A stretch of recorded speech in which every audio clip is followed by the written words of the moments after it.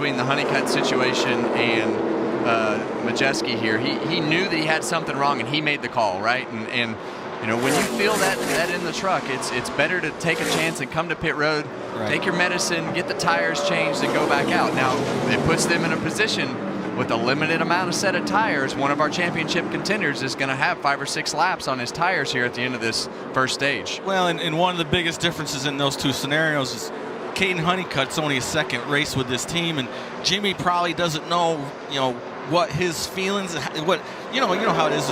How you talk to your crew chief can say a lot.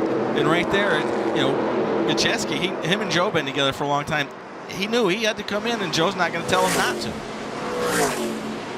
Laps winding down in stage 1. Lane Riggs hanging on, 1.5 seconds behind Corey Heim. Grant Enfinger up to 3rd. Daniel Hemrick up to 4th now. Gio Ruggiero has been on the move, having a good showing so far. His first time here, running 5th.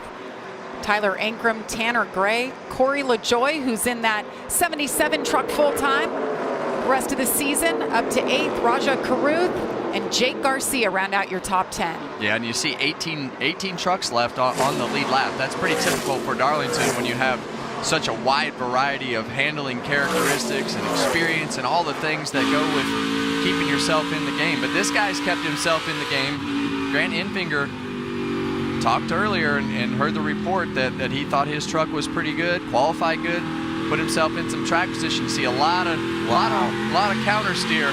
that was a big moment right there. And we watched Grant yesterday in practice, and he was struggling on old tires, really fighting the wheel. Looks way better today. Still a little back steer, but not too bad. But Kevin, one thing I told these kids when I was talking to them about Darlington is make sure you pretend that you got an egg on that gas pedal, and you don't want to break that egg. If you go down there and break that egg and smash the gas, you're going to spin the rear tires. And same thing with the brake pedal. You drive it down in there too deep and hit too much brake, you're just going to kill your front tires. And that's what experience right here with Grant Enfinger, it'll do that for you. Final lap is stage number 1 for Corey Heim. It's the 81 just ahead of him, Connor Mozak, with a throwback paint scheme. Hey, every time we come to Darlington, you can do whatever you want. Throwback has become a thing, and McAnally Hilgeman Racing did just that. Good to see it.